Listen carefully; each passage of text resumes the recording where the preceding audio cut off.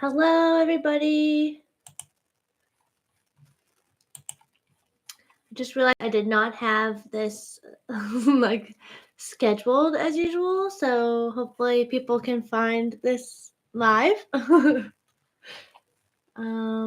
me go double check something really quick. Let me see. Oh.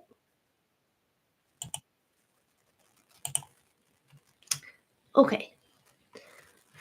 Yes, I think this is working.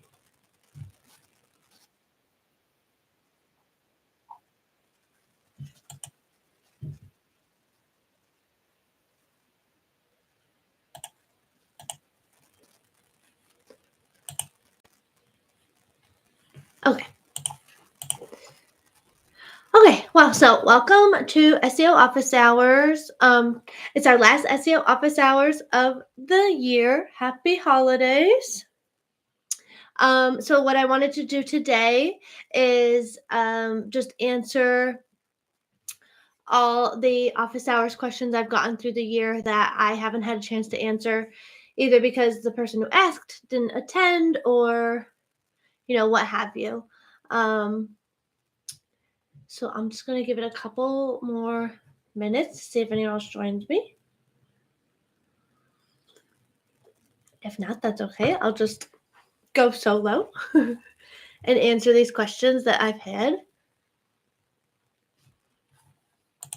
second.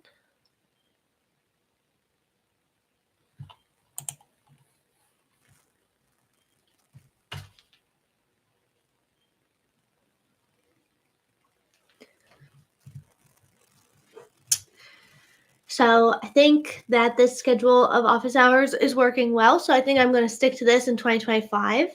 But yeah, let me know if you guys think I should do something different. Let me know if you don't think YouTube is working.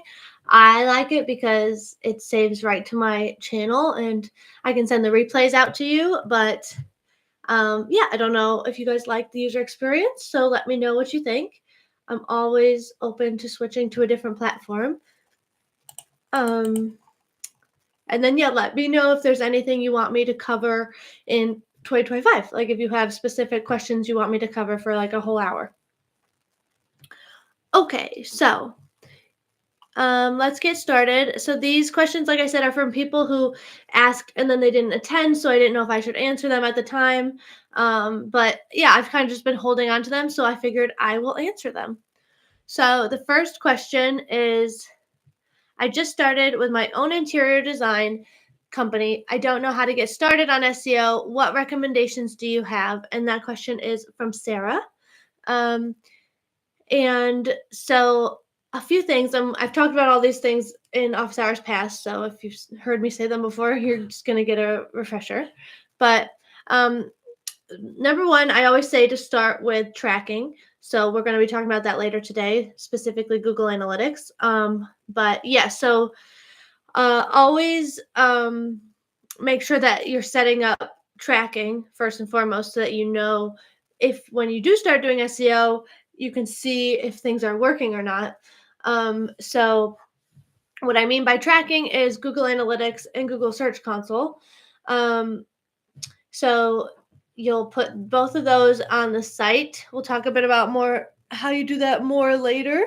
And then I always say after that, the next thing you really want to start thinking about is what do you think your clients and users are searching for? So you said you do interior design. So, first I say use your, expert knowledge before you start looking into tools or anything like that. But yeah, start thinking, are people searching interior design consultant near me? Are they searching, I need help designing my living room? What do you think people are searching and what do you want to show up for? If it's the latter, I want to design my living room and I need help, then that would kind of tell me like maybe you should create some content around living room interior design so people might find you better. The big thing also is, how do you want to rank? Is it nationally or locally? So if you're a local interior designer, you obviously want to focus on getting your location and your content more. So like if you only serve the San Francisco area, make sure that your website says that. So, pages saying interior designer located in San Francisco, or San Francisco based interior designer. So often we forget to tell users where we're located, but there's really no way for us to know that. So yeah, think about ranking nationally or locally. I also just recommend for most companies to start locally.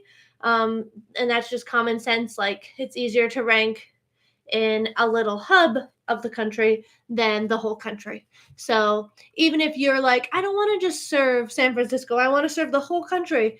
Yes, that could be true, but let's be realistic and try to get you ranking in San Francisco first. So yeah, like I said, just think about what people are searching and where they're searching, and then you're going to want to add those keywords to your content across your page titles, your meta descriptions, which we've talked about many times on here, and your content itself. So like I said, in your content, you'd want to be saying like, I am a San Francisco based interior designer. I help my clients design their living rooms, their bathrooms, their insert service. So just make sure you're telling Google what it is you do so that your users also know what you do. And then you also want to create a Google business profile. And yeah, maybe I'll do that as a topic one of these days, because it is a very important part of not only just local SEO, but just all SEO.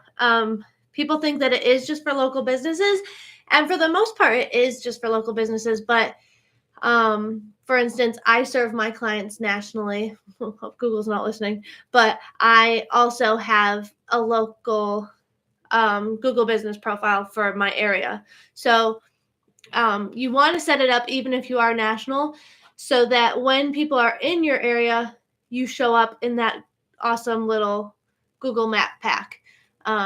It's just like a step up above other listings. So yeah, I recommend setting a Google business profile. Make sure if you are, someone who serves nationally, that you select I visit my my clients instead of clients come to me, because that'll help you verify with Google. Because the only tricky part with Google Business Profile is the verification stage. It can be very hard for a non-brick and mortar like us, a service-based business, to get verified. So yeah, if you tell Google people don't come to me, they will make it a little easier sometimes. So yeah, Google Business Profile. And then yeah, just look at your pages. So do you have all your services covered? Like I said, if you help people with living rooms, do you have a page on your site that talks about that? If you are really into doing bathroom interior design, do you have a page about bathrooms? Like, just making sure that everything you want to show up for is covered somewhere on your website, whether that's a blog, whether that's a page right in your drop down. Do you have your FAQs covered, so that so that users don't have to actually message you for questions? Like, can they decide right there your FAQs? And then yeah, once you can do all that, then I would recommend starting blogging, because you'll start to just grow that traffic for, random queries that people are typing in. And then lastly, I will paste this in the chat, but this is a great resource for citations. So backlinks is a huge part of SEO. So yeah, the more people you can get linking to your site, the better. But that can be kind of tricky in the beginning. So this list here are some easier directories to try out. Let me just make sure that link works. Yeah, some of them are a little outdated, so sorry. But they are like basically the Yelps of the world, the Google business profiles of the world. They're just quick profiles you create, and you get a little backlink. So hopefully that was helpful. Let me know if you have any more questions about how to get started. The next question was from Emily, and she said, I wrote down in my note dynamic search ads in Google, but I can't find that in Google, and I don't remember what you said to use it for.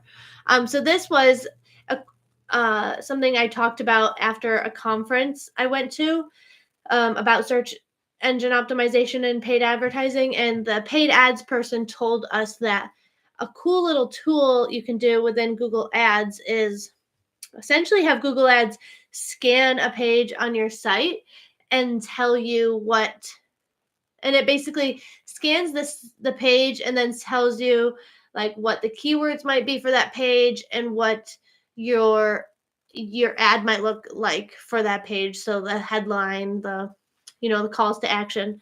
So it's a pretty cool hack. But specifically, the expert was telling me to use it for competitor research. So like putting your competitor in there and seeing what Google says their keywords might be. So I will show that really quick. I don't think Emily's here right now, but maybe she'll watch the replay. I'm going to share my window. And yeah, okay. So you go to Google Ads. We've talked about this before, but I believe you might have to put your credit card information in to create a Google Ads account. But I have seen people get lucky. Like, for instance, I don't think I ever put my credit card information in. So maybe you don't need to. But I would recommend just going to ads.google.com, signing into the email that you use for your company, and trying to create an account. If you have to put in billing information, it's Google, like it's not some sketchy scammer. So like you don't have to be too scared about putting it in.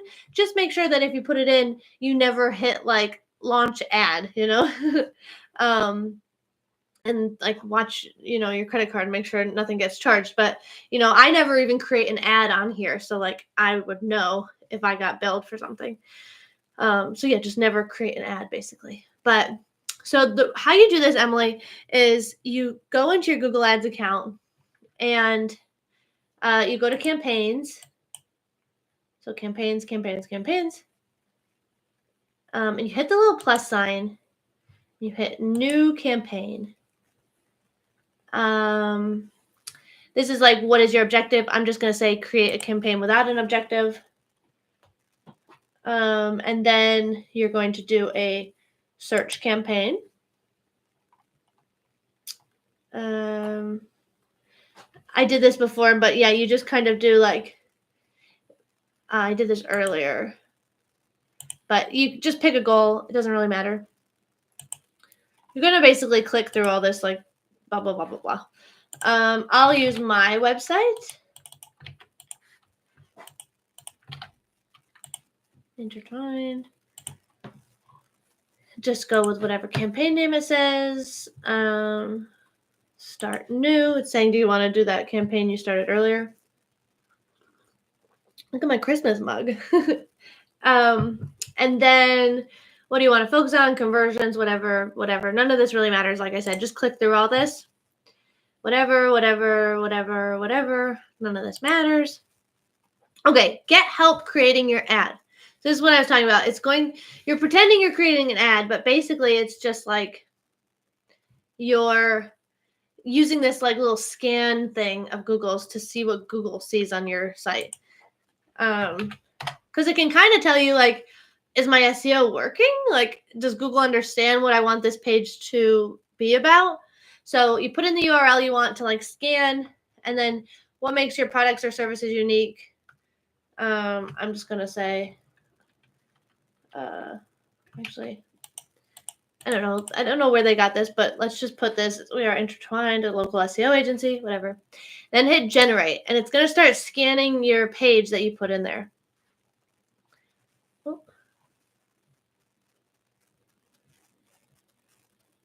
Okay, super cool. So they scanned my site. I don't know how they got these, but local SEO agency, SEO services. I think they got that from that blurb I had in there. And then look, they came up with these keywords that they think I should target for my homepage. So local SEO agency, boom, that's like my number one keyword. SEO services, another keyword of mine. SEO agency, SEO marketing agency, best digital marketing company, SEO. Like these are all things that I am targeting. So that tells me my SEO is working because Google is scanning my page and telling me this is what we think this page is about. And guess what? This is what that page is about. So woohoo, good for me. Google search optimization, Google local search, because I'm really targeting local SEO on my website at the moment. So yeah, like if I needed some ideas for keywords, Google just gave me a bunch. They also wrote these ads for me. So it is cool if you ever wanted to use it to create ads. It just did a pretty good job. But yeah, like you could use it to just see like, is my SEO telling Google what I want it to tell Google? In my case, it is. But you could also, if you hadn't done any SEO, you could see like, what should I try ranking for? And, here are some keyword ideas. We were talking last week about what are some free keyword research tools. This is one, I guess. And then, like I said, the person from the conference, she said she uses it for competitor research. So I'm trying to think, like, who's a good competitor to put in here? I don't know.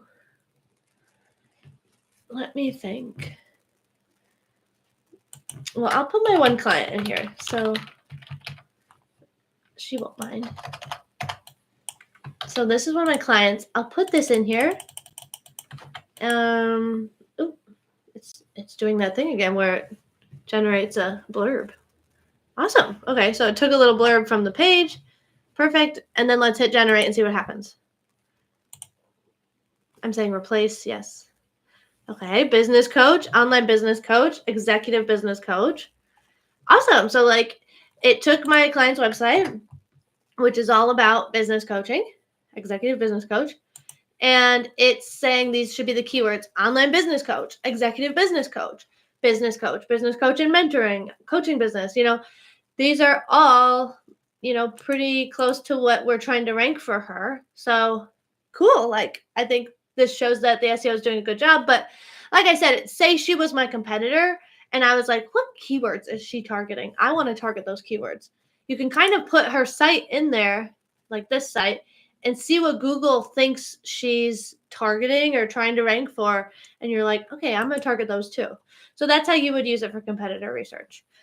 So yeah, that was kind of a long explanation, but Emily, you wanted to see what the dynamic search ads are and how they can be used for keyword research. So there you go. Keyword research / competitor research. Someone asked, I'm wanting to use YouTube more regularly in my business, and I want to make sure my videos are getting out there. This was asked by Jackie. And so I have some suggestions. So first, just like with websites, you want to do some keyword research. And honestly, you kind of want to do your keyword research before you even film the video. So, because it's kind of silly to retroactively like film a video and then be like, well, here's what I want it to rank for. It's like, well, you already talked for an hour in the video. So that's kind of what it's about. And that's what it should rank for. Does that make sense? So I will share a plugin that I have. I want to say this cost me like $20 or something for quite a lot of credits. And the key with this tool, I'll put it in the chat. It's called Keywords Everywhere. I think another YouTube keyword research tool is called TubeBuddy. So you might want to try that one too. But I really like this Keywords Everywhere one. But the key to it is you get charged for each search you make. It costs so many credits. So you can kind of get messed up if you forget to turn the extension off, because then anytime you make a Google search or a YouTube search, it's counting that towards your credits. So I only keep this on when I'm doing YouTube SEO for clients. One second. Oh, my teddy bear. So I just turned it on. Let me share my screen. Hold on. Let me move you over here so I can see if anyone's talking. And then I will share my screen. So go to YouTube. I don't think you can see up here, but it's this little K up here. No, you can't see it when I click it, but it's up there. It's called Keywords Everywhere. And the way it works is the one cool thing it does is it autofills. So if I was like, say we're doing interior design again, interior design. Yeah, exactly. Ideas, core, styles. And then look what's happening next to it. It's telling me the monthly search volume. It's telling me how much this keyword costs if I was to pay for it. And I think that might be difficulty, whereas 1 is the most difficult. Yeah, I think that's what that means. 0.38 would be like less difficult.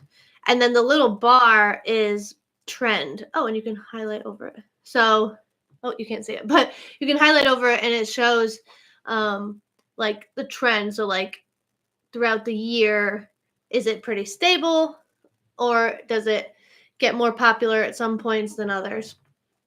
Like styles, it seems like it's the same all year long. So yeah, like I just spent a credit doing this like search. And so yeah, you get some cool search volume. I search keyword ideas here. But yeah, you can search like interior design consultant. Let's see. So 3,600 a month. Let's see like what comes up when you do an actual search. So yeah, you get like these cool search insights. So like I said, search volume 3,600. It tells you the top channel. So you could go to that channel and see like, what are their videos like? Should I make my videos like their videos? It tells you kind of like the stats for their videos. Keywords entitled 10%. Interesting.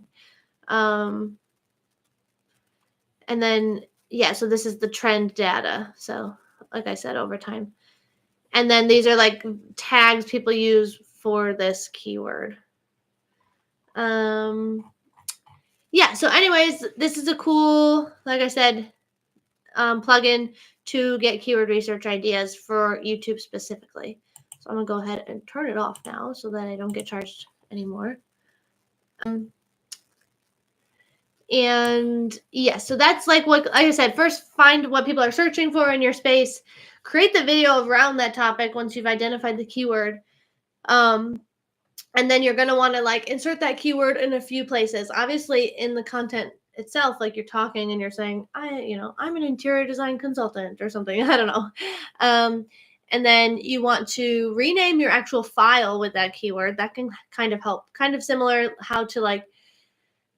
how like, if you put an image of a cat on your website and it was called like cat image, like Google can see the name of the image is cat image. So it's like, oh, this is an image of a cat. So yeah, name your video image _ consultant or something like that. Image consultant, interior design consultant. And then you want to try to like, just like with page titles on websites, you want to put the keyword in the video title somehow, incorporated it a little bit. Try not to make it too stuffy because a big part of YouTube is obviously getting people to click on the video. So, incorporate it, but don't make it look like, really ugly and spammy. It should be like natural. Like, have you ever heard of this interior design trend or something like that? You can optimize your video description with that keyword. Tags, who knows if those actually do anything, but you can tag your video with some of those topics. And then the big thing about YouTube is it's just all about engagement. So the more engagement your videos get, the better they will do. YouTube kind of rewards like highly performing videos. So what I mean is, yeah, like I said, if you choose to create a video about, interior design trends, make sure that you actually talk about that, because then the person who clicks on it will want to stay because that's what they came for. If you have a thumbnail that says interior design trends and then they get there and you're just like selling your services, it's like, well, I want to know the trends. I don't want to hear about, how she does bathroom designs. So yeah, you want to get your user to stay watching. So make sure your title and thumbnail match what it is you're targeting. and make sure you're talking about that topic, right at the beginning, right at the start, because yeah, if they click on it and they're like, I don't think this is what this video is about, they will not be engaged. They'll bounce off. YouTube won't like that. So other things, like make sure you actually transcribe your captions. It can be a bit of a pain, but there's lots of like AIs and apps that do that now. But yeah, making sure you have captions tells Google like, I care. It also helps Google, read the video. So do captions. Timestamps. I've really found timestamps to be a great help, because if someone wants to see what's in the video and click to that part, and also that helps, like I said, with Google understanding what each section of the video is about. So it's so cool. Like if someone searched for something that's mentioned at your 30-minute mark and you've put a timestamp there, Google can rank that spot of the video on search results. So definitely do timestamps.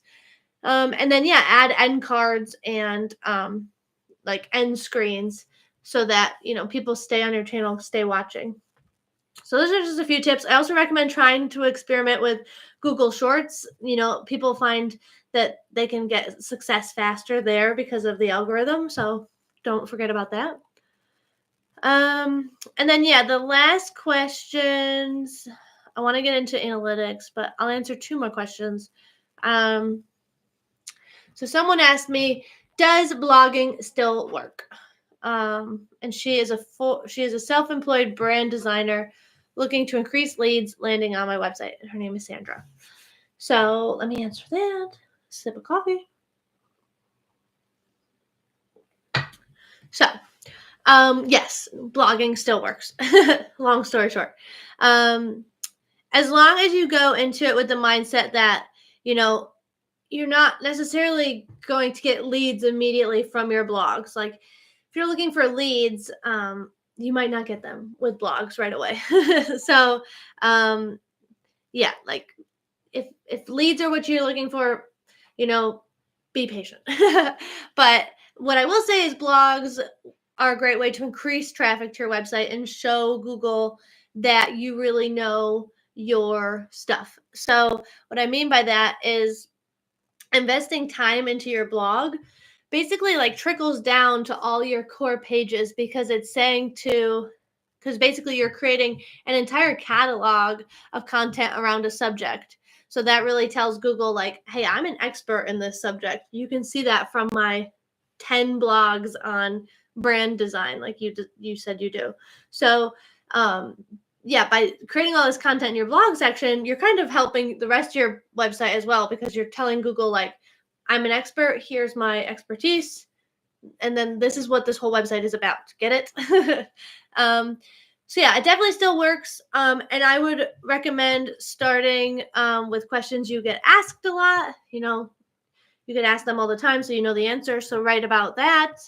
And then also like really target your ideal customer with your blogs. So if you're trying to get, XYZ as a client, write a blog about how branding can help XYZ. So that if someone is searching like, I'm looking for branding for my, I don't know why, but I'm thinking fish store, my aquatic store. Like you have a blog all about branding for an aquatic fish store. So you will come up and they will find you, and maybe they'll contact you if they're interested. But if not, you're still telling Google like, hey, I can help branding for that client. And you might show up higher for that.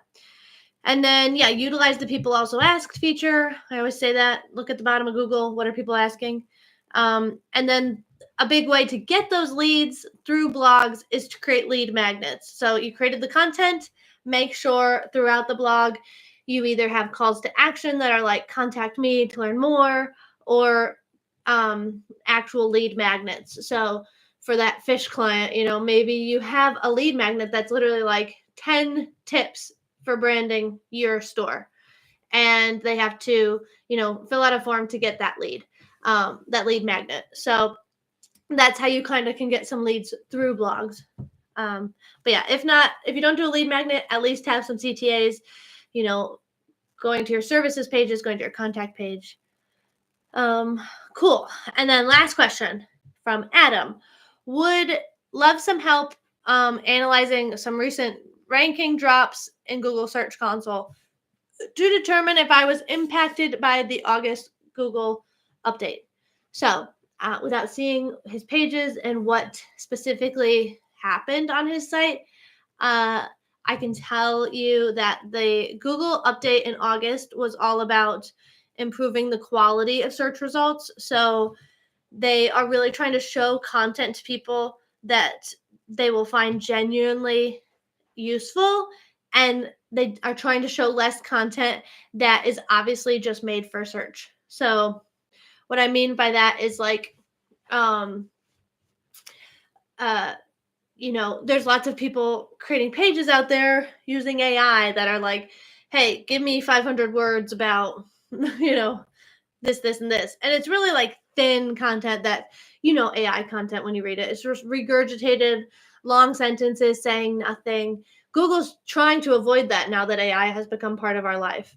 So what I say to him is think about pruning, and obviously AI content is the target, but it's also hitting some people who have really old content on their site that it doesn't, it's kind of like a zombie page. No one really visits it anymore. It's really thin oftentimes, where it's like a blog someone wrote, 1 February in 2000 that said like, 200 words on it. Those are kind of getting penalized a bit. So my, and I talked about this at my conference I went to, but my advice would be to think about pruning all of your content, especially older sites. I have a client, she has over like 500 podcast episode pages. So it's like, that's a lot of content. And we really want to prioritize good content. So yeah, look at your old content. Are there any pages you can go in analytics and see, does this page even get any traffic? You can go into Search Console. Does this page even come up for any keywords? If those two things, is anyone linking to it? Does it have any backlinks?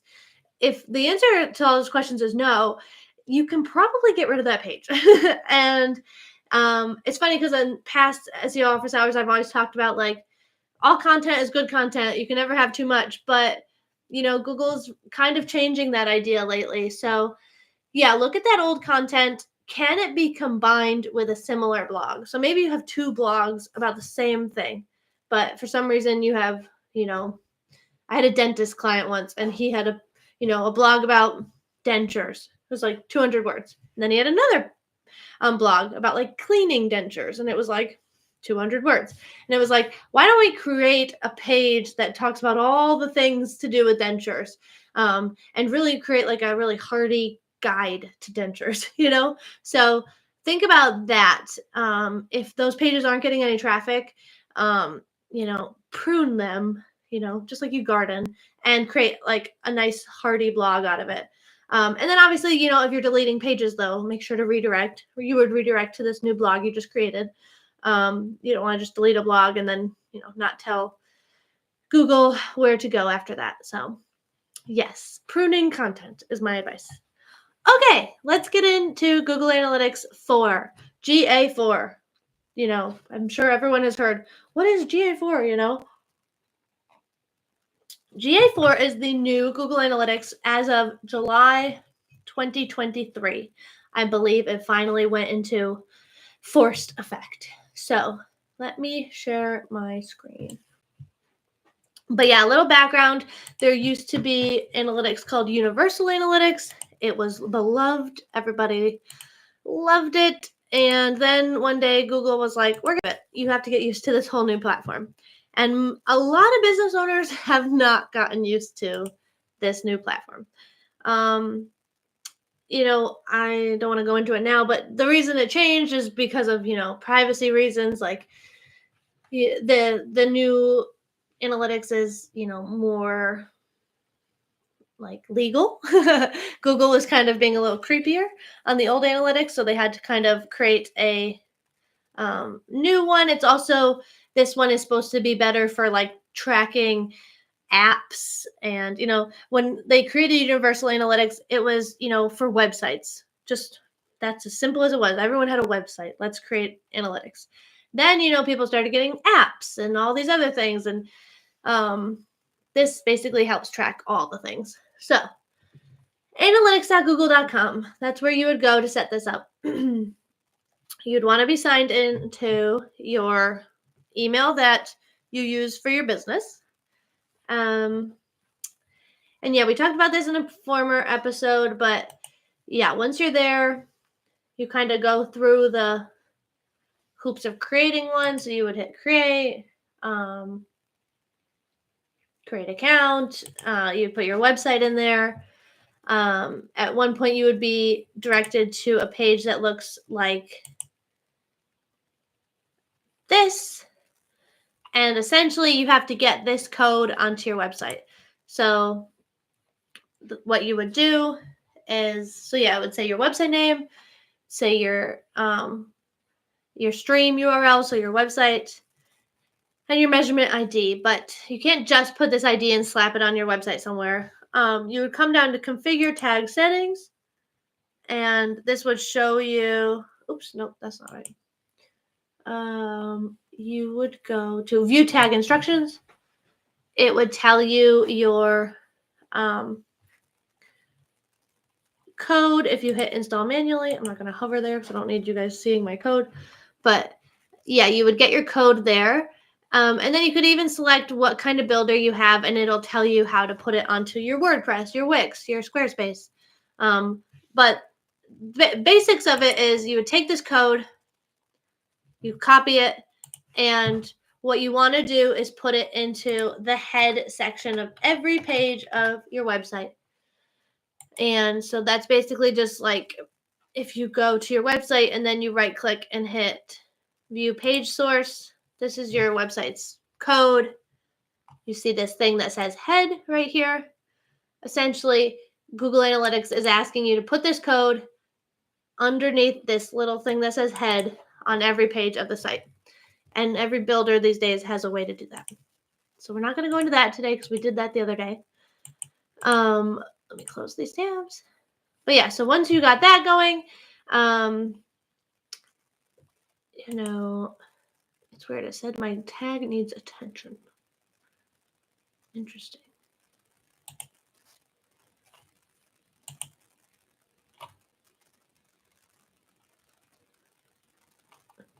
Oh, so yeah, saying this random page isn't tagged with, but I don't think this is a page on my website. SEO of, yeah. So sometimes it makes mistakes. I don't need to put that tag there because it's already tagged, or it's not a real page. Anyways, yeah, once you have it, it'll say, it is tagging, it is working. One way you can also see if it's working, which I've told you guys before, but you can go over to the left and hit reports. And then you do this real-time overview. And I'll go to my website over here. And ideally, it will show that someone is on my website. And that's how you can see, like, in real time, someone is on my website. It always likes to not work when I'm live, but if it was working and it is working, it would show, oh, there I am. Okay, so someone is on my website. So it's like, wow, okay, it's working. So that's pretty cool. What else? Yeah, the homepage is a little clunky in my opinion. I don't spend a whole lot of time on the homepage. You can kind of see at a glance, I guess, what's happening in the last 7 days. You can change it to last 28 days, last year. So I guess that's helpful. Yeah, like I said, I don't spend a lot of time here, but if you're looking at a glance, it's helpful. I spend the majority of my time here in the reports section. So this is where you'll find all the good information. So this is the report snapshot. Like I said, I like to go into deep about everything. So I don't really spend a lot of time on like snapshot pages like this. But it's cool. See where people are coming from, see what channels people are coming from. And yeah, real-time overview, we just saw. Real-time pages, so you can see like what pages people are on currently on your site. And if I was a huge website, this would be showing so much stuff and it would be so cool, but I'm not a huge website. Events. Events are a bit trickier. You kind of have to set them up using something called Google Tag Manager, but it does show you some events automatically. So page view, user engagement, scroll, basically the events people are taking on your site. I have added some for other things happening on my site. So contact form, Facebook clicks, Instagram clicks. So this is when people are literally on my website and they click to, visit my Facebook page down here or visit my Instagram. I literally track that and I can see, oh, someone clicked on my Facebook page. So yeah, that's kind of a separate thing. It's really hard to explain. It's not super hard to explain, but yeah, I'll send you some videos about that. But this is, like you would see the events people take. Landing page. So landing page is probably one of my favorite reports. So pages and screens. Pages and screens is not landing pages, but pages and screens shows you what pages people have been on your website. And this is really important because we were talking about, like, are there blogs that no one has ever visited? Because those are ones you might consider, do I need that page? So yeah, you would see that on here. And so let's do, and this is over here on the right, this is how to change the date range. So yeah, you want to be constantly looking at last month, the month after, the month before that, last year. Unfortunately, with GA4, it only holds the last 2 years of data. So that kind of stinks because analytics, universal analytics, we used to have, data as long as we had been tracking. But yeah, let's do, for the sake of this, let's just do this year. So January until today.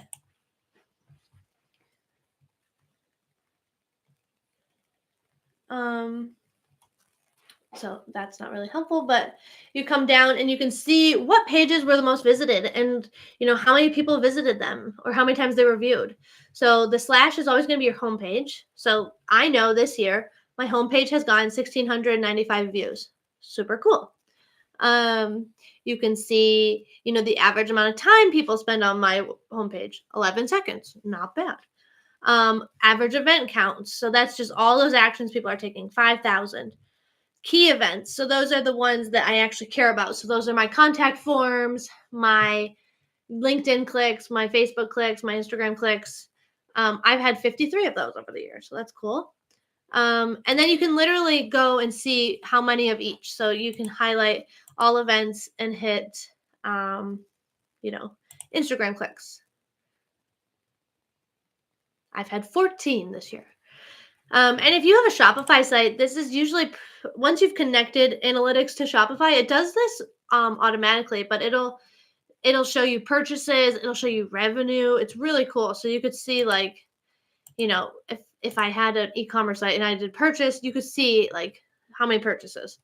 And sometimes the forms, the contact forms are automatically tracked sometimes, but not always. And then, yeah, for event count, I could see, like I said, how many people have clicked. That's one that comes automatically. 58, sure. So yeah, then you can see my office hours page, my blogging checklist page. So just like seeing what page of yours are performing really well is important. And the cool thing is you can come over here and change how many rows are on each page. You can change it to like 100. I only have like 31 pages apparently. So yeah, just really, really cool to see where people are going. And then what I would recommend doing is I always recommend, don't forget that you can add a filter. So for instance, I like to see what just organic people are doing. So people who come from Google. So you'd come over here, you would do, I do like first, yeah, so I type in channel, and you can do session primary channel group. So that's basically the sessions channel, like what channel the session was from. And then I do exactly matches, and then I do organic search. But yeah, you could do other ones, like say you do a lot of Facebook campaigns. You would do, organic social. You could see what pages are people coming to, what pages are people spending their time on who come from Facebook. Very cool, like to see that. But yeah, like I said, I'm interested in organic. But yeah, also email. Very cool. Organic search. So I can see that people who came from Google spend this much time on these pages, or they've viewed these pages this many times. Speaking of that, my favorite report is the landing page report. The landing page report essentially means the page that people landed on when they came to your site. So as we were saying with Facebook, it would be, the pages that you link to in your Facebook post. That would be the landing page that people would enter on. So this page people enter on. That's a good way of putting it. So these are the pages, it's for the last year. These are the pages people have landed on. So this is the entry page for most people. And I love to add the organic filter here. So channel, like I said, this used to be so much easier in Universal Analytics. Session primary channel group. And exactly matches. And then organic search. You could do organic search and organic social to just see how your organic channels are doing, but I really just care about SEO, which is Google. And I hit apply,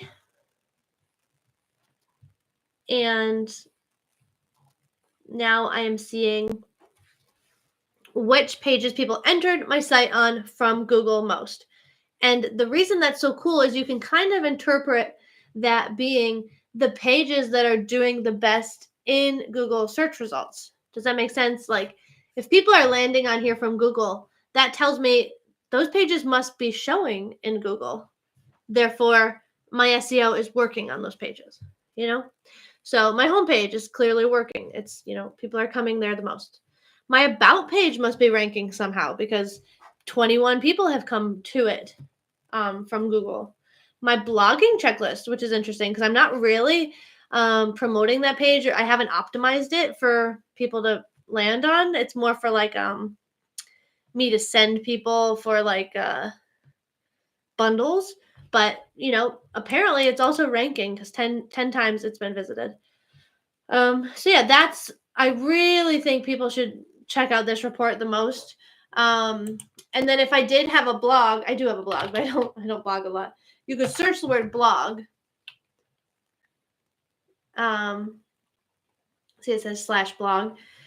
And it would show all your blog posts and which ones are being entered from Google. And so that's why I always tell people who are setting up a blog on their site, it's really helpful to do this kind of naming convention /blog /something, because then you can filter it easily in Google Analytics. If all my blogs were just like my website /name of blog post, it would be really hard to see all my blogs at once. Does that make sense? So I always recommend, if it's possible with your builder, to do /blog/ the name of the blog post. Yeah, so that's the landing page report. I love it. It's awesome. Also with the blog, like say that person, Sandra, who asked, does blogging work? You could see all your blog posts if you did this, and then you could come over here and do key events, and you could see, Am I getting any conversions from my blog posts? That would show they're working. User acquisition, this is similar, and traffic acquisition, that's similar to what we've been looking at, where it shows where people come from. So that's also a great report. You go here, and I'm doing for this whole year, you can see where people came to my site from. 947 visits came from direct. That's people directly typing my website into the search bar, or not search bar, but their browser, or if it's bookmarked. But also direct can sometimes be a catch-all. So like if Google can't figure out where someone's coming from because of like privacy reasons, they'll kind of just say like, oh, they came direct. And so direct is kind of annoying. Referral, that means they came from somewhere else, like another website. So like if my friend put my link on their website and they came from that site, it would be a referral. And then organic search, we talked about. Organic social, we talked about. Email, and then unassigned, that's also kind of like, we don't know. And organic video. So that's cool that I'm getting some organic video. That's kind of like, when you Google something and a video shows up. Oh, I guess that must mean that my office hours videos are ranking. That's cool. Interesting. So let me think. Yeah, very cool. If I was doing like paid advertising, that would also be a channel, obviously. And then we talked about this before, but you can add other things to. So you can do source/medium instead of default channel group. Source/medium is cool because you can see more details. So not just organic, but Google. It's not Bing, it's Google. Referral, this is the site. Referral, this is the site. Email, the source was my newsletter. So yeah, you're just seeing more details. Once again, I can go to the rows per page and make it 100. And then referral, Facebook. So it's just cool to see exactly. And then let's go back to default channel group. You can add this plus sign, and there's a bunch of things you can see. So I don't think those work. Let's try. Yeah, you can't see it. Let's see. You can kind of just go through, and a lot of Google Analytics is just trying things out.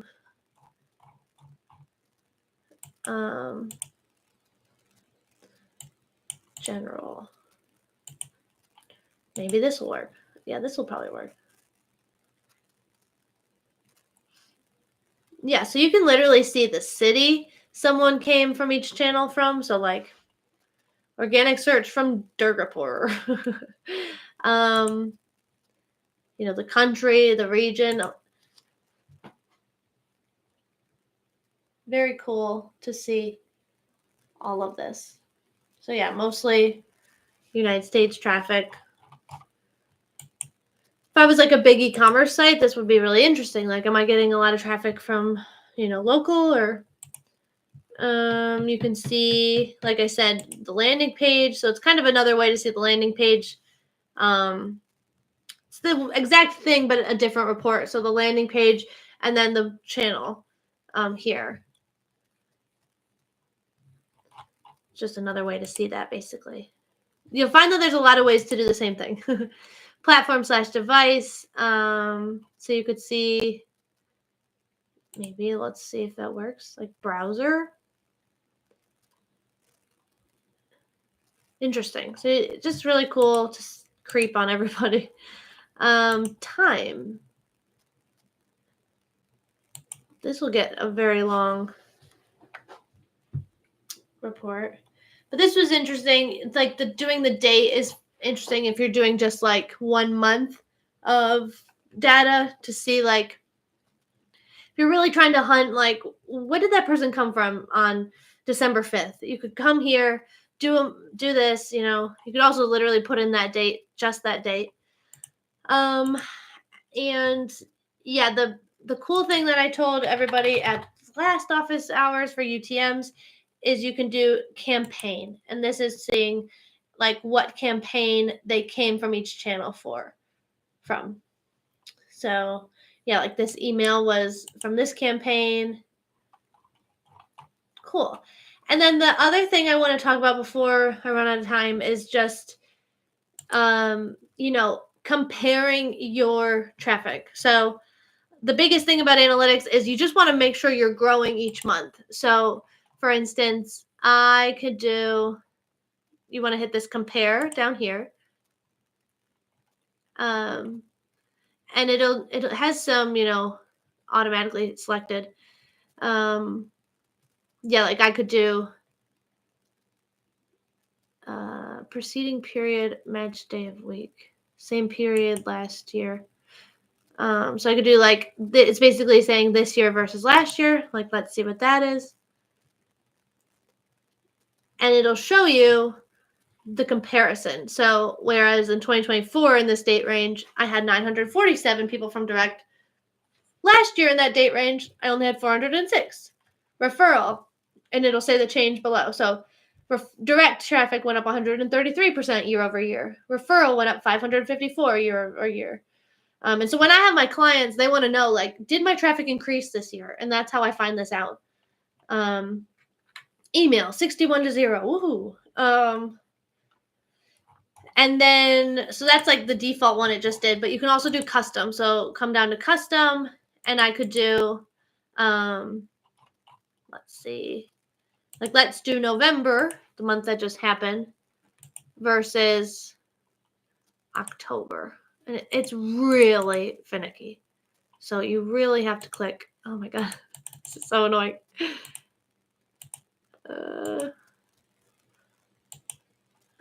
Okay. I'm going to come in here, November 1st to 30th, then hit compare. And I'm going to do October 30th. So, okay. October, November. Let's compare. But yeah, it's really annoying. And look, it didn't do it right. November 1st to 1st. After all that. Oh my God, that's so annoying. So maybe I'll just literally type in here. I'm not going to use the little graph. So yeah, let's try again. Okay, it worked. October 1st to 31st, November 1st to November 30th.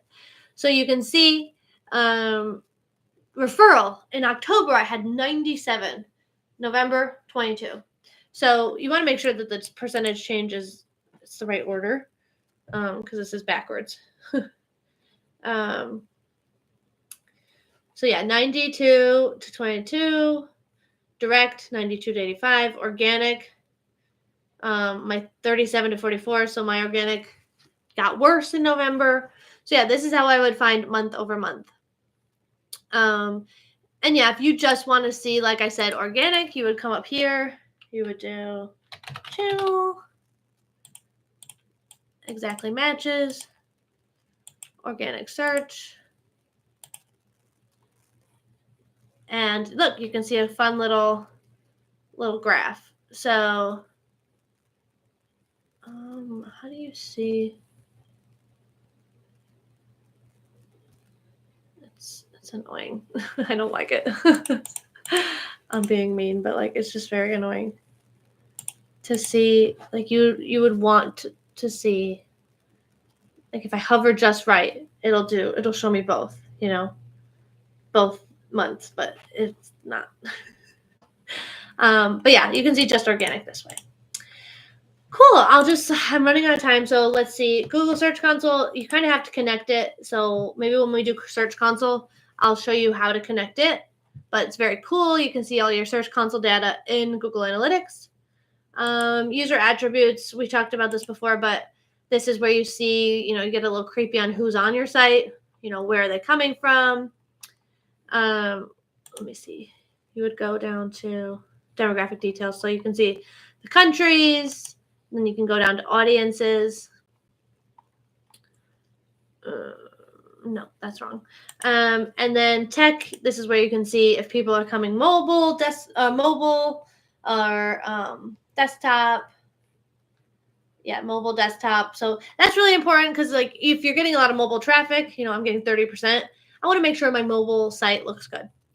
And then about this audiences section, let me just show you when you do set up your analytics, come in here.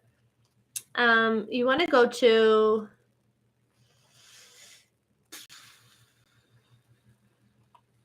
data collection.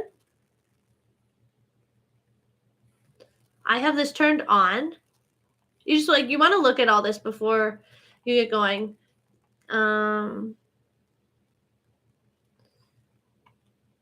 Granular. I have this turned on, granular location and device collection. And then you have to acknowledge this. Like you acknowledge that you are like collecting data. And then data retention. This is a huge one. It automatically goes to 2 months. So it automatically only saves 2 months of your data. So please go in here and change it to 14 months, which is also, I said 2 years earlier. It's not even 2 years. It's a year and 2 months. That sucks. Sorry, but it does. So yeah, change that to 14 months. Data filters. So a lot of times people want to filter out their internal traffic. So like every time you go to your site, you don't want it to count as a user because it's just you. You would come in here and do that here, data filters. Yeah, that's about all I wanted to show you in there. Also, to get that data filters, you would go to data streams. Click into the data stream and come down, configure tag settings. Come down. It's like so hidden. It's ridiculous. You would go define internal traffic. And that's where you would say, you'd put your IP address in here and you would filter that out. So you'd put that there and then you would go to that spot over where I showed you just now and turn on filtering internal traffic. But yeah, make sure you look through here too. There's some stuff you might want to take a look at in here. Cool. Wow. So that was Google Analytics. I think that's everything I wanted to show you. Yeah, it's just good to show comparison data. Has your traffic increased this month? Has it decreased? Did your organic traffic go up? Did it not go up? Yeah, it's very helpful. So let me know if you have any more questions about analytics. If you need help getting it set up on your site, I can try and help you. But yeah, I think that was it. That was a lot. Thank you for all these questions throughout the year. Thank you for coming to SEO Office Hours throughout the year. We got started in July and we took a break in October. But other than that, we've been going strong. So thank you so much for coming, everybody. I will be back next year. Hope everyone has a wonderful holiday season and has a great rest of 2024. And I will see you all in 2025. Thanks.